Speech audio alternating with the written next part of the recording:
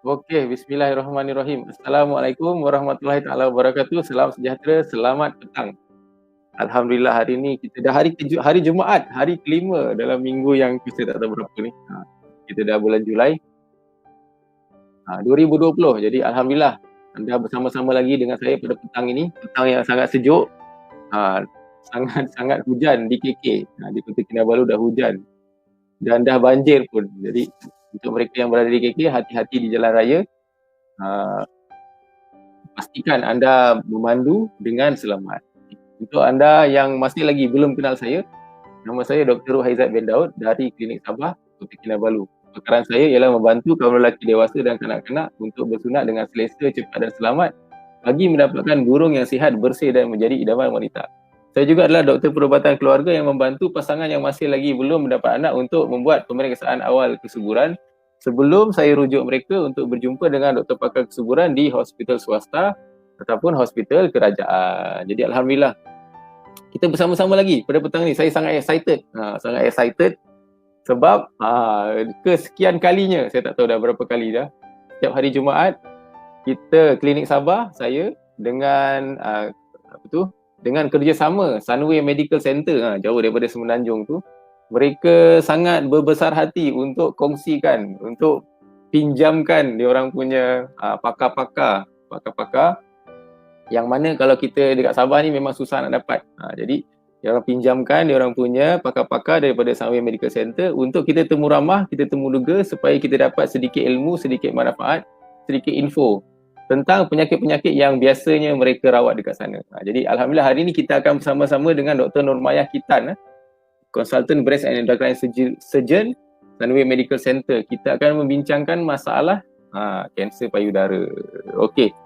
Jadi untuk sebelum saya jemput dia masuk dalam, saya nak tahu sama ada anda boleh dengar dengan jelas tak muka saya. Dengan suara saya, muka saya boleh dengar dengan jelas. Saya nampak dekat sini yang dah ada bersama-sama ialah Awan Dania, Lucy, Ine, Waalaikumsalam, selamat petang, Eugene dari Ranau. Tolong like, tolong love, tolong tag, tolong tekan love banyak-banyak dekat situ supaya semua orang tahu dan semua orang boleh dapat manfaat. Kalau anda ada kawan-kawan, ada ibu bapa yang ada masalah kanser payudara, mungkin petang ni apa yang Dr. Nurmayah akan sharekan mungkin akan memberi anda manfaat. Okey? Jadi kita jemput Dr. Nurmayah masuk lah kan. Dia sebenarnya ada di bilik sebelah. Kita hide dia sekejap. Nanti kalau katakan anda semua dah ready, kita jemput. Eugene jelas saja. Okey. Fesiona, Waalaikumsalam, selamat petang.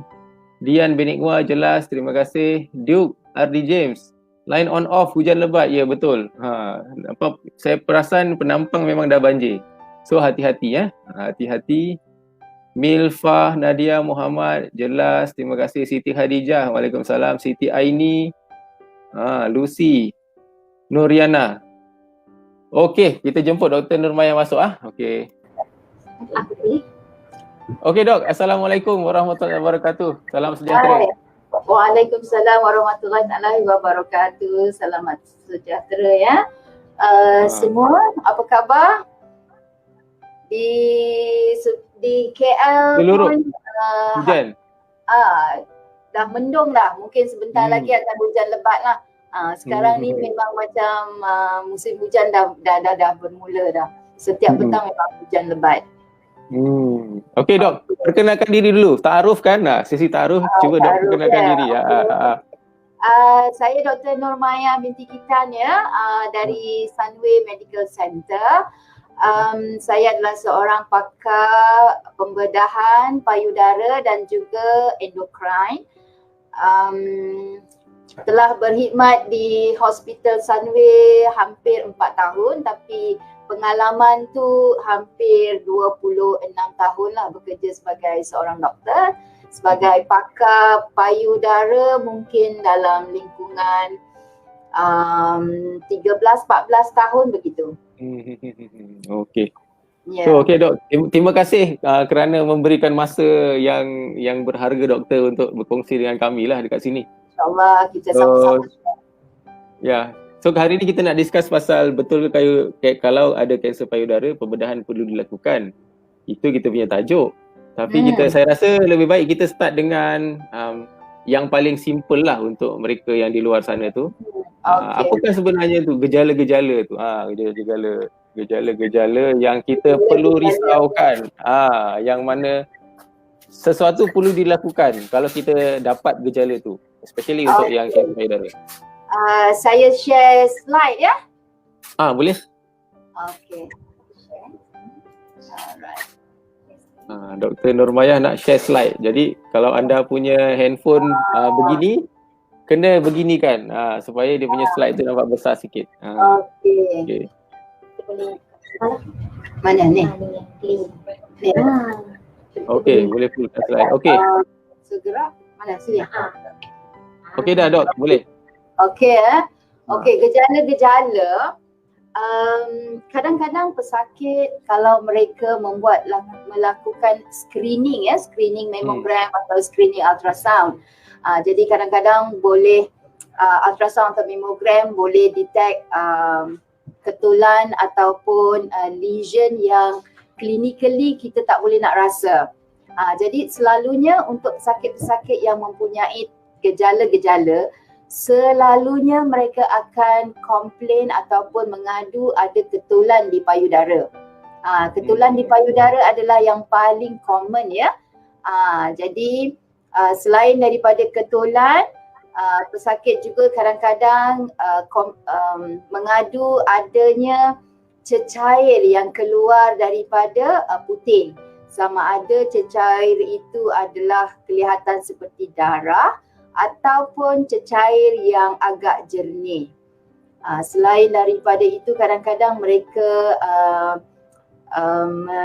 melihat ada perubahan pada kulit, especially sekitar areola. Ya, kadang-kadang dia kelihatan seperti eczema yang rasa gatal di sekeliling areola itu. Jadi biasanya mereka komplain setelah membeli ataupun mendapatkan rawatan-rawatan di klinik ataupun membeli ubat di kaunter-kaunter farmasi, tetapi lesion di skin itu ataupun tanda-tanda seperti eczema di kulit itu tidak hilang. Yang itu perlu mendapatkan pemeriksaan yang lebih lanjut lah. Ataupun yang agak lewat, kadang-kadang bila mereka melihat adanya bentuk payudara itu tidak begitu normal berbanding dengan yang sebelah lagi. Itu adalah tanda-tanda yang agak common lah. Jadi selalunya bila ada tanda-tanda begini, maknanya kita perlu berjumpa dengan doktor untuk mendapatkan rawatan lanjut. Okey Dok, ada lagi slide nak sambung ke atau macam mana? Boleh sambung je? Boleh sambung saja ya? Boleh, tak ada masalah. Sambil tu saya akan tengok-tengok, mana tahu ada soalan-soalan. Boleh juga kan orang ada soalan kan? Kalau ada soalan, you just tanyalah saja ya. Jadi selalunya kita apa yang kita perlu lakukan adalah dengan clinical examinations. Maksudnya kita perlu mengambil sejarah keluarga, sejarah pengambilan hormon-hormon HRT ataupun contraceptive pills, keluarga yang ada sejarah kanser payudara ataupun kanser ovary yang penting, dan juga sejarah penyusuan anak. Selain daripada itu, untuk pemeriksaan fizikal, maksudnya kita kena check dulu bahagian payudara dan juga bahagian ketiak ya. Ini adalah amat penting untuk memastikan sama ada ketulan yang dikatakan ada ataupun discharge daripada nipple itu benar-benar wujud ataupun tidak. Sebab kadang-kadang setengah-setengah wanita ini sewaktu mereka mahu datang bulan ataupun during their menstrual cycle, sometimes dia punya payudara tu dia macam lumpy. Maksudnya kalau kita pegang tu macam rasa ketulan, ataupun kadang-kadang mereka ketulan yang mereka rasa tu adalah breast tissue sendiri ya. Jadi mereka tidak boleh bezakan antara ketulan yang abnormal ataupun ketulan yang biasa. Jadi daripada clinical examination tu kita akan dapat roughly some idea problem apa yang pesakit itu alami. Okey. Okey, ini contoh-contoh gambar yang ni ya, yang tanda-tanda kanser payudara seperti pesakit ini. Kalau kita lihat sebelah kirinya tu dia distorted ya. Ini disebabkan oleh sebab ada kanser di bahagian payudara sebelah kanan. Jadi kanser tu dia ada menyebabkan retraction pada kulit. Yang ini nipple discharge ya. Nipple discharge kalau kita nampak dia agak keluar cecair darah, selalunya nipple discharge yang signifikan ialah biasanya 11 nipple. Maksudnya kalau dua belah nipple most likely dia fisiologi. Yang perlu ditekankan dia mesti sebelah dan single duct. Maksudnya satu duct saja yang keluar cecair itu. Yang itu kita kena take precaution lah. Tapi kalau katalah multiple duct ataupun both nipples involved, yang itu biasanya fisiologi, sama ada just normal fisiologi ataupun kadang-kadang pesakit mungkin ada masalah prolaktin yang tinggi ke, ya, ataupun mereka ada mengambil ubat-ubatan yang tertentu yang boleh menyebabkan cecair keluar daripada nipple. Okey, yang di sebelah kanan ini yang dinamakan nipple eczema. Dia seperti nipple eczema ni. Jadi kita perlu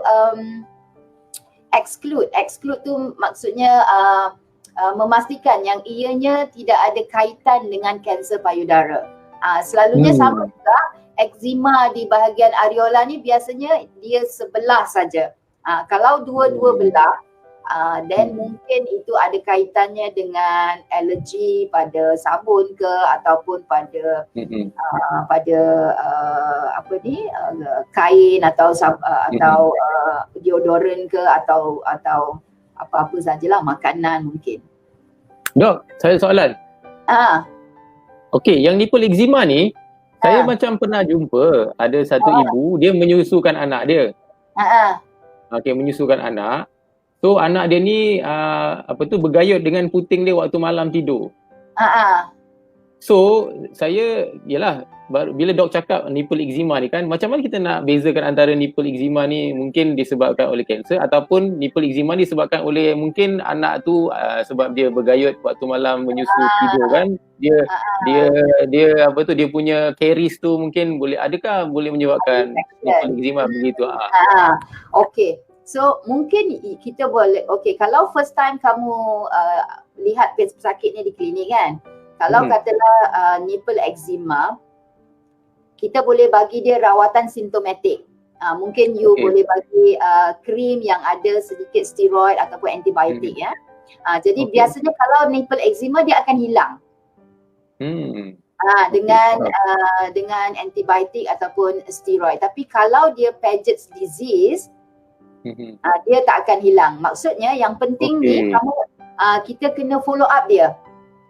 Pastikan dia datang balik dalam seminggu atau paling lambat pun 2 minggu lagi, dan kamu assess sama ada dia hilang atau tidak hilang. Tapi kalau nipple eczema, kalau kita stop ubat tu kadang-kadang dia akan datang balik kan. Tapi dia ada satu period yang betul-betul hilang, licin saja. Tapi kalau Paget's ni dia tak akan licin. Okey, faham. So boleh, so kalau katakan memang kita suspect mungkin daripada anak dia punya proses penyusuan, so kita just follow up sajalah maksud dia. Maksudnya, tapi sekurang-kurangnya ialah kamu lakukan pemeriksaan klinikal, make sure tidak ada lump di underlying breast lump.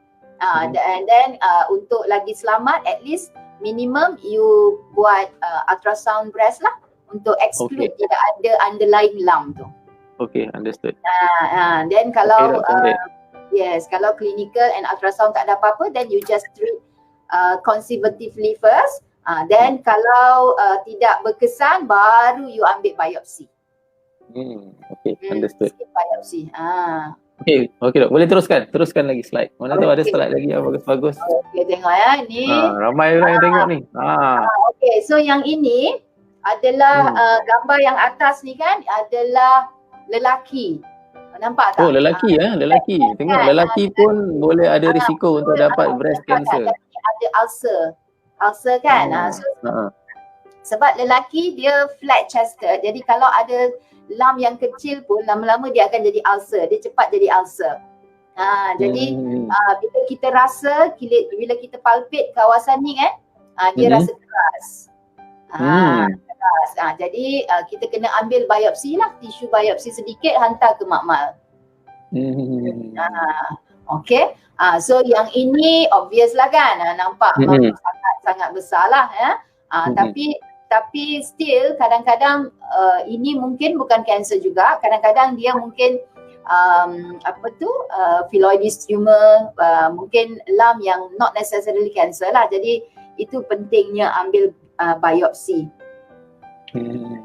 Okay, yang ini yang agak teruk lah ya. Okay, jadi saya nasihatkan jika ada apa-apa simptom pada payudara, bila pesakit datang untuk, tak kisahlah sakit ke, ada lump ke atau ada nipple discharge, kita perlu melakukan ultrasound breast. Ultrasound breast kita bergantung pada usia lah. Jadi kalau pesakit itu usia dia kurang daripada 40 tahun, so the first modality is ultrasound breast. Okay. Kalau daripada ultrasound breast tu ada suspicious lesion, then you proceed dengan mammogram. Faham? Faham. Maksudnya tak kira lah, katalah pesakit tu umur dia baru 28 tahun ya, dia ada benjolan. Jadi kita hantar untuk ultrasound breast. Jadi kalau ultrasound breast tu nampak ada irregular lesion, then kita request juga pada untuk buat mammogram. Sebab kita nak exclude multicentric tumor ataupun multifocal tumor. Okay. Kalau pesakit yang datang di klinik itu umur dia 40 tahun ke atas, then kami buat ultrasound dan mammogram. Selalunya saya akan minta dua, mammogram dan ultrasound. Reason dia sebab kebanyakan wanita Malaysia kan, walaupun kadang-kadang umur mereka sudah 48 dekat 50, tapi dia punya breast tissue tu masih dense. Jadi bila breast tissue tu still very dense, dia punya sensitivity mammogram tu agak kurang. Jadi kita kena add on ultrasound supaya untuk detect lagi lesion-lesion yang kecil yang mungkin tak nampak pada mammogram. Okay. Teruskan. So, kiranya macam any breast lesion, mammogram or ultrasound is a must lah. Kalau kurang dari 40, minimum you buat ultrasound breast. Okay, faham ya? Faham. Alright. Okay, so ini contoh ya ultrasound. Kadang-kadang pesakit tiba-tiba komplain ada satu ketulan besar yang dia rasa dalam semalam aja dia rasa. Sebelum semalam tu dia tak rasa apa-apa pun. Tiba-tiba ada macam sebiji guli macam tu. Dan dia rasa macam sakit. Selalunya itu cyst. Selalu kalau cyst dia punya clue dia tiba-tiba je dia besar. Yang itu. Biasanya yang itu tak perlu nak risau. Jadi kalau kita buat ultrasound, kita akan nampak ada ketulan, ada lump ni yang semuanya color hitam je. Kalau color hitam ni then dia air lah ya. Yes, Sebab ya.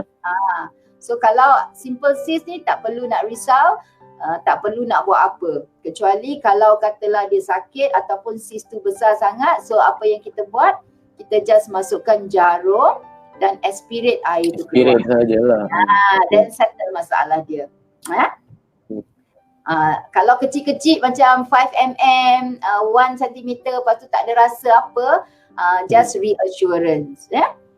Biasanya pesakit-pesakit simple cyst ni pun saya tak follow up. You just regular breast examination. Self-examination, ya. Yes, self-examination. Okay, yang ini fibroadenoma. So selalunya dia punya description is hypoechoic lesion ataupun heterogeneous lesion, and then dia well defined margin.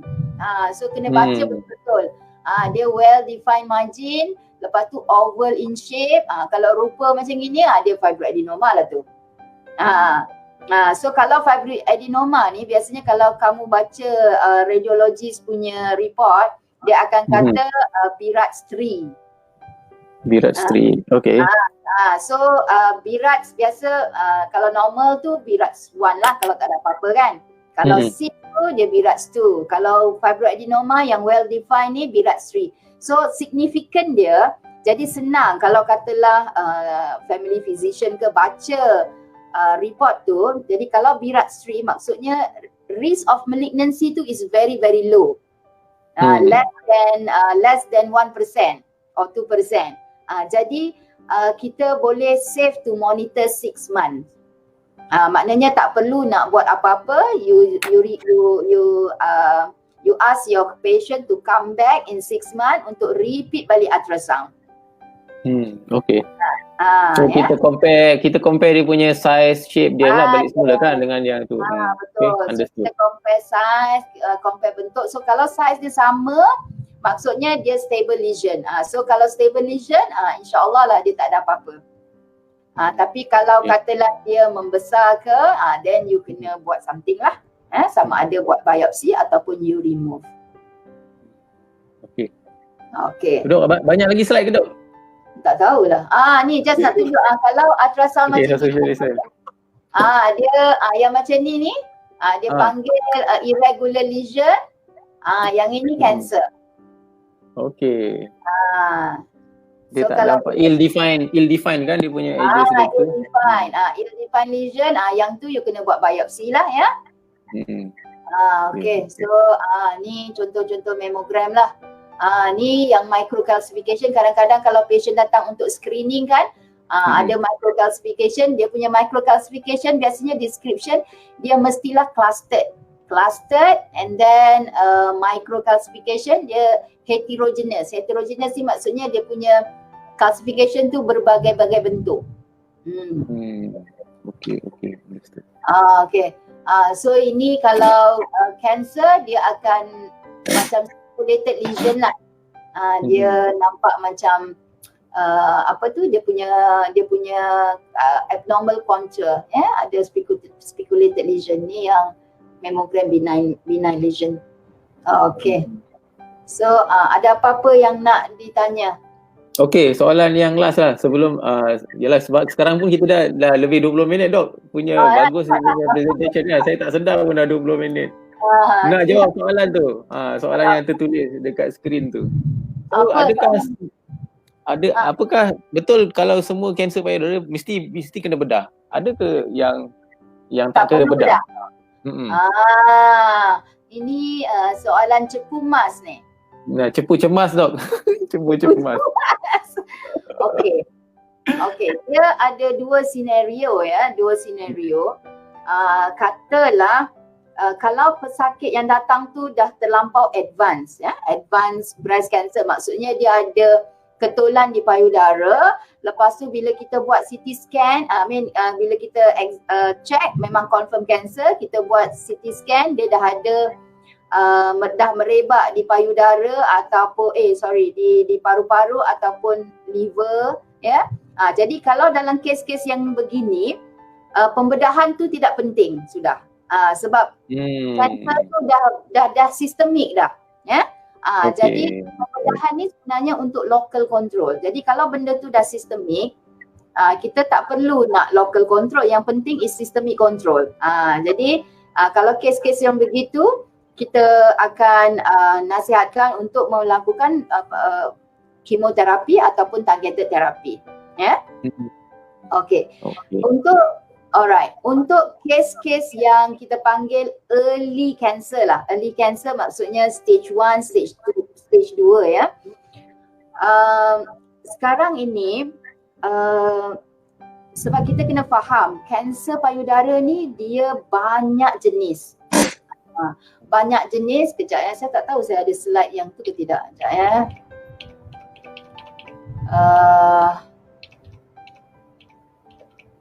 Okey, saya tak ada lah yang tu.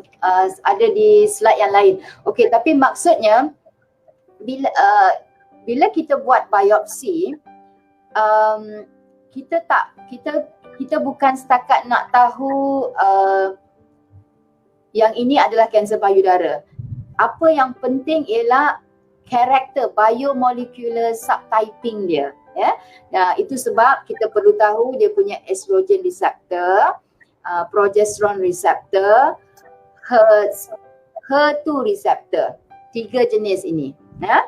Jadi breast cancer ini basically kita akan klasifikasikan kepada 4 jenis. Satu dipanggil luminal A. Luminal A ini ialah estrogen receptor, progesterone receptor positif, HER2 negatif.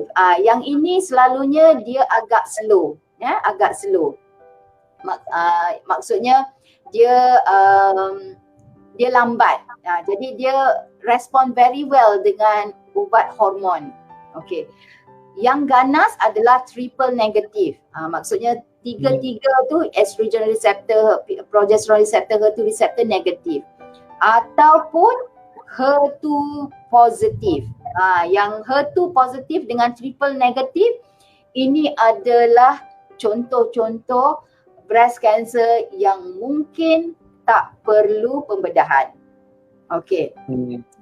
Maksudnya sebab kanser yang 2 jenis ini dia very agresif. Jadi bila kita rawat dengan kemoterapi ataupun targeted therapy, the response rate will be very very good. Maksudnya kanser tu hilang totally hilang.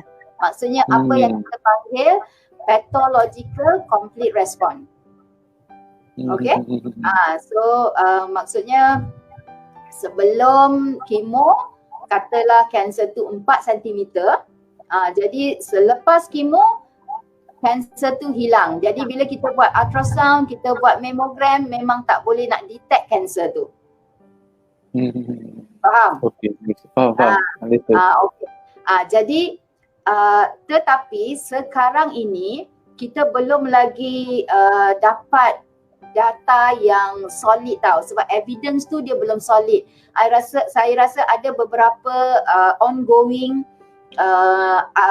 RCT, maknanya ongoing trial yang buat study grup yang tidak buat operation dengan grup yang buat operation, dan mereka akan lihat recurrence rate. Maksudnya risiko datang kembali. Tapi sebab data tu masih lagi orang kata baby lagi, belum mature. So benda tu masih lagi dalam clinical trial punya setting lah. Jadi mungkin dalam, sebab kanser ni kita perlu tengok lama kan dia punya outcome dia tu. Jadi dalam 5 tahun akan datang, bila data tu dah solid, ada signifikan, mungkin akan ada paradigm shift dalam rawatan payudara lah. Okey. Okey dok, boleh dapatkan satu soalan ya dok? Saya letak soalan dekat sini ya. Boleh. Okey. Saya tak tahu dia tulis bahasa Korea ni nama dia. Apa dia? Tapi soalan dia ialah, selamat petang. Saya nak tanya, sudah seminggu puting saya nyilu. Adakah itu tanda-tanda kanser payudara? Oh, Kalau puting ngilu tu biasanya bukan tanda-tanda sangat lah. Tetapi kamu kena datang ke klinik, lakukan pemeriksaan. Berapa umur pesakit tu? Alamak, dia tak tulis kat sini. Saya tak tahu berapa umur dia. Tak kisah. Tapi nampak macam muda lah ni. Tapi sebab kadang ngilu tu kadang-kadang mungkin ada luka sedikit ya. Tapi biasalah sakit ataupun ngilu di puting tu adalah satu keadaan yang biasa berlaku dan selalunya tidak ada kaitan dengan kanser. Tapi sebelum kata tak ada kanser tu, saya nasihatkan pesakit tu jumpa doktor lah. Jumpa Dr. Ruhaizat lepas untuk melakukan pemeriksaan. Jadi kurang-kurangnya you buatlah ultrasound breast untuk memastikan tidak ada apa-apa yang berbahaya lah. So, okay dok. Saya rasa masa betul-betul mencemburui kita. Kita memang dah setengah jam. Alhamdulillah. Terima kasih doktor kepada doktor punya feedback, doktor punya info dan slide yang cantik. Sebagai kata-kata akhir, take home message kepada diorang ni, apa yang you nak pesan kepada kita punya pendengar supaya diorang ni alert dan lebih kita cakap lebih berilmu dan lebih bersedia dengan diorang punya breast. Okay. Untuk para wanita di luar sana, tidak kiralah muda ke tua ya, lakukan pemeriksaan payudara sendiri setiap bulan dan jangan takut dengan breast cancer ni. Sebenarnya breast cancer ni adalah satu penyakit yang agak mudah sebenarnya untuk dirawat kalau ianya pada peringkat awal ya. Dan tak semestinya kalau kita ada benjol atau ada tanda-tanda di payudara tu adalah kanser. So datang untuk lakukan pemeriksaan sendiri dan kalau ada tanda-tanda kanser tu lakukan biopsi dulu ya. Jangan terus buang saja payudara tu ya. Kalau nampak macam ada suspicious lesion tu buat biopsi dulu.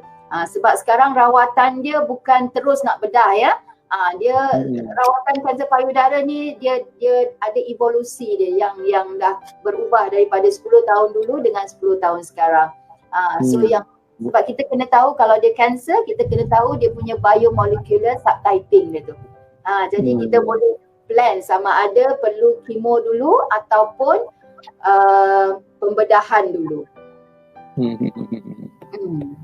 Dan tidak semestinya perlu buang semua payudara ya. Sekarang ni itu yang betul. Tak perlu nak risau lah. Macam-macam cara kita boleh buat untuk selamatkan payudara tu. Jadi sekarang dah tak ada istilah total mastectomy semua, dah tak ada lah kan dok? Istilah tu ada tapi campur reconstruction.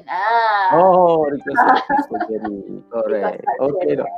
Itu adalah yang norma baru lah untuk payudara ni. Okey dok, saya rasa sampai situ saja kita punya sesi perbincangan kita pada hari ini. Saya nak ucapkan terima kasih kepada doktor dan especially kepada Sunway Medical Center kerana memberi peluang untuk saya temu ramah lah kan. Perbincangan sama-sama dengan kita punya pendengar. Okey dok, terima kasih. Terima kasih sama-sama terima kasih kerana sudi menjemput ya. Okey, Assalamualaikum. Jumpa lagi. Waalaikumsalam. So macam perbincangan kita hari ni bagus ke bagus? Tengok. Ini Dr. Nurmayah sangat bagus dalam berkongsi info. Malah dia sangat kita cakap sangat berbesar hati untuk kongsi dia punya slide. Yang mana slide ni kalau katakan orang-orang biasa selalunya memang kita tak boleh tengok. Sebab ada juga image-image yang kita cakap yang tak sesuai sebenarnya. Tetapi disebabkan ini adalah pembelajaran, selalunya kalau saya lah slide-slide begini selalunya saya tengok waktu medical kita belajar medical lah, waktu di universiti ataupun waktu kita belajar bekerja di hospital. Tapi anda dapat lihat apakah yang sebenarnya doktor-doktor pakar ni hadapi setiap hari untuk merawat pesakit kanser payudara. Okey. Jadi terima kasih untuk anda yang bersama-sama dengan saya dari awal sampai habis ni. Saya harap anda dapat manfaat. InsyaAllah kita jumpa lagi besok cuti, hari cuti. Kita jumpa lagi hari Isnin dengan topik yang lain. Terima kasih kerana bersama-sama. Terima kasih kepada Sunway Medical Center. Tolong like, tolong love, tolong share, tolong tekan love dekat situ banyak-banyak. Tolong tag kawan-kawan dan follow Klinik Sabah punya FB page. Kita jumpa lagi insyaAllah. Assalamualaikum.